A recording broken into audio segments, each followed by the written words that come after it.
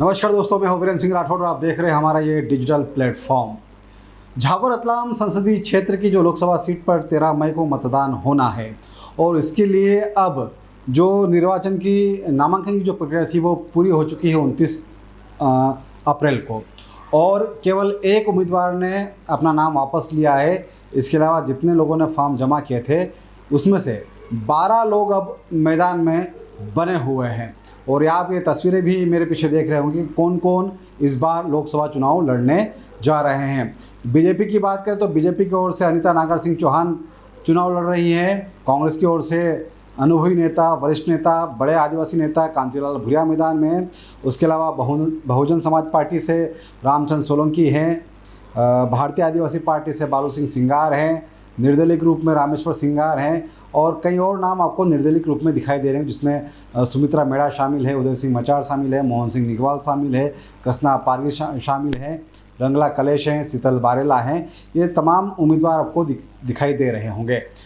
तो अब जो एक पूरी तस्वीर जो है वो खुल के सामने आ रही कि इस बार जो लोकसभा का चुनाव होने जा रहा है, इस लोकसभा के चुनाव में 12 उम्मीदवार मैदान में हैं। और ये तस्वीरें भी आपको दिखाई दे रही हैं कि बीजेपी की ओर से अनीता नागर सिंह चौहान है, कांग्रेस की ओर से कांतिलाल भूरिया है और इसके अलावा जो तमाम लोग हैं, 3 राष्ट्रीय जो दल हैं उनके उम्मीदवार मैदान में हैं। उसके अलावा 3 राष्ट्रीय दल हैं लेकिन अपंजीकृत जो दल हैं, जिन्हें गैर मान्यता प्राप्त कहा जा सकता है, जिन्हें चुनाव चिन्ह भी आवंटित नहीं हुआ है, ऐसे 3 दल हैं। और उसके अलावा 5 निर्दलीय जो हैं इस बार मैदान में, लोकसभा चुनाव के मैदान में ताल ठोक रहे हैं। और जैसा कि हमेशा से ये होता आया है कि झाबुआ जिले से उम्मीदवारों की संख्या ज़्यादा होती है, इस बार के चुनाव में भी वही स्थिति है कि झाबुआ जिले से उम्मीदवारों की संख्या ज़्यादा है। अलीराजपुर जिले से 2 उम्मीदवारों ने अपना नामांकन पत्र जमा किया था और रतलाम जिले से 1 नामांकन पत्र आया है। उसके अलावा बाकी जो सभी उम्मीदवार हैं वो झाबुआ जिले से हैं। तो इस तरह से आप देखेंगे कि जो इस बार का जो 24 का जो रण होने जा रहा है, 24 का जो महाभारत होने जा रही है, उसमें 12 खिलाड़ी मैदान में हैं। और अब जो चुनाव प्रचार का जो माहौल है वो लगातार, जो शोरगुल है, कोलाहल है, वो बढ़ता जाएगा। सभी जो उम्मीदवार हैं, क्योंकि कल सभी को चुनाव चिन्ह भी वितरित कर दिए गए हैं, आवंटित कर दिए गए हैं। जो भी निर्दलीय थे या फिर जो गैर मान्यता प्राप्त राजनीतिक दल थे, उन्हें कल जो चुनाव चिन्ह हैं वो आवंटित कर दिए हैं। राष्ट्रीयकृत जो दल थे, राजनीतिक पार्टियां थी, उनके तो सिंबल फिक्स हैं, लेकिन जो निर्दलीय और गैर मान्यता प्राप्त राजनीतिक दल हैं उन्हें कल चुनाव चिन्ह आवंटित किए गए हैं। तो अब ये चुनाव चिन्ह आवंटित हो गए हैं। अब 11 मई तक ये सभी लोग चुनावी मैदान में उतरेंगे, प्रचार प्रसार करने जाएंगे, लोगों से मिलेंगे, लोगों के बीच में अपनी योजनाएं, अपनी बातें लेकर पहुंचेंगे और लोगों से मतदान करने की अपील करेंगे।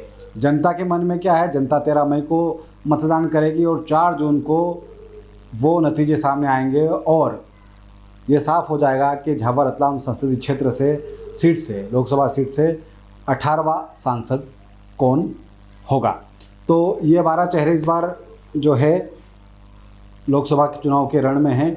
और ये सभी तस्वीरें आप देख रहे होंगे जिसमें अनीता नागर सिंह चौहान भी हैं, जो अपना पहला सांसद का चुनाव लड़ने जा रही है।